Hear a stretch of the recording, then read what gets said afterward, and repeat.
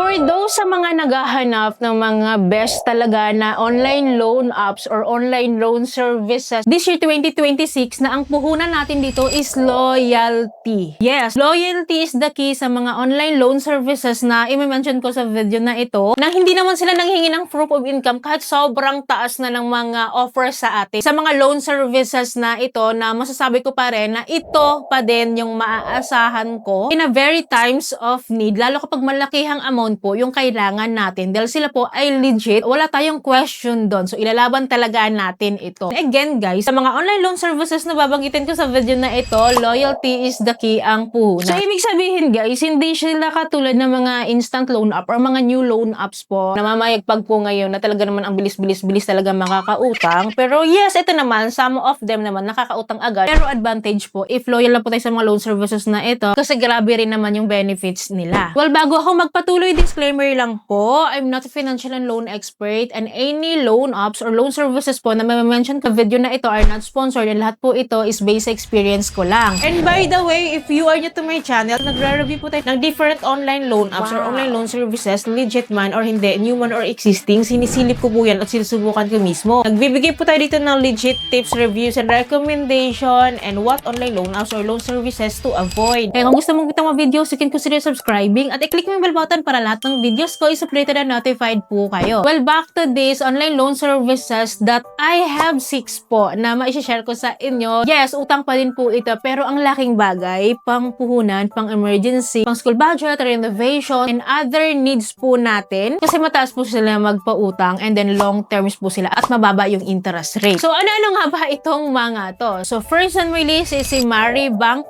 Credit. Guys, siya po yung dating si Bank Credit. So, bali, nagpalit lang siya ng pangalan pero iisa lang po sila. Well, alam naman natin na legit itong digital bank app po ngayon na ang dami ring features at benefits. And isa po nito is yung kanyang pautang po na cash loan ha. Cash loan ito. So, FYI, itong si Maribank Credit, meron pa rin po akong offer dito of 30,000 pesos. And lagi ko po siyang inuutang in times of need. Pero yes, agad-agad, first time akong nag-apply dito is 30,000 pesos agad yung in-offer nila sa akin. Meron siyang add-on interest rate of 2.95% monthly. Ang baba na po nun. At nag-offer po siya ng long term ha, up to 12 months to pay. Diba? Laban na laban din naman to in times of need. Well, second on my list is si Home Credit Cash Loan. Ito po, si Home Credit Cash Loan po is hindi siya sariling loan app ha. May pa-cash loan feature po kasi si Home Credit app. So, sa Home Credit app po siya makikita once po na may account po tayo sa Home Credit. So, malalaman niyo yan kapag visit niyo po yung inyong app, magre-reflect po dyan yung cash loan. Ito po ay nagpapautang siya ng up to 150,000 pesos at na-offera na tayo dyan at nakapangutang na tayo dyan ng paulit-ulit. Na-experience ko dito yung online application at na-experience din po natin dito yung nagpunta tayo ng agent, nagpa-assist tayo dyan for our cash loan. Pero yung mga latest na pag-uutang ko dito kay Home Credit Cash Loan, online ko na po siyang ginawa. So ito ay maasahan natin in times of need ha. Biro ba naman, up to 150,000 pesos yung kaya niyang ipautang sa atin. Pero tips ko sa inyo, kapag gusto niyo mangutang dito, piliin niyo lang yung pinaka short term period kasi medyo hindi lubo yung interest rate niyo dyan. Nag-offer kasi ito si Home Credit up to 60 months to pay or up to 5 years to pay. Ang haba na nun. And then, of course, kapag longer term payment, mas maiipon na yung interest rate, sobrang taas na. Pero ako, na-experience ko dito, nabinigyan niya ako ng interest rate na 2 to 3% a month for 6 months to pay. Ang baba na dun, diba? So, depende kasi yon sa loan term tsaka sa loan amount natin. And yes, of course, maaasahang tunay. Well, of course, no, ma-offeran tayo dito kapag loyal tayo sa Home Credit, like nag-avail tayo ng product loan or pa-cash loan nila. Lagi tayong ma-offeran. Kasi sabi ko sa inyo, loyalty is the key. Well, next on my list is si G-Loan na isa ding loyalty is the key po dito. Katulad ko na 5 taon na ata ako nangungutang dito. Kaya na-offeran tayo ngayon ng 75,000 pesos. Napakataas po nun, ano. So, ang offer ko dito naglalaro lang talaga sa 50,000 up to 75,000. Meron po silang loan terms na in-offer up to 24 months to pay. Guys, loyalty is the key po ang masasabi ko dito kasi ang tagal ko na nga po sa G-Loan. Kaya ganito na rin po yung offer nila sa akin. At lagi po silang may offer sa akin kahit hindi ako naglo-loan or matagal akong mag-loan sa kanila. In-offeran o ini-increasean po talaga nila ako. Kasi nga,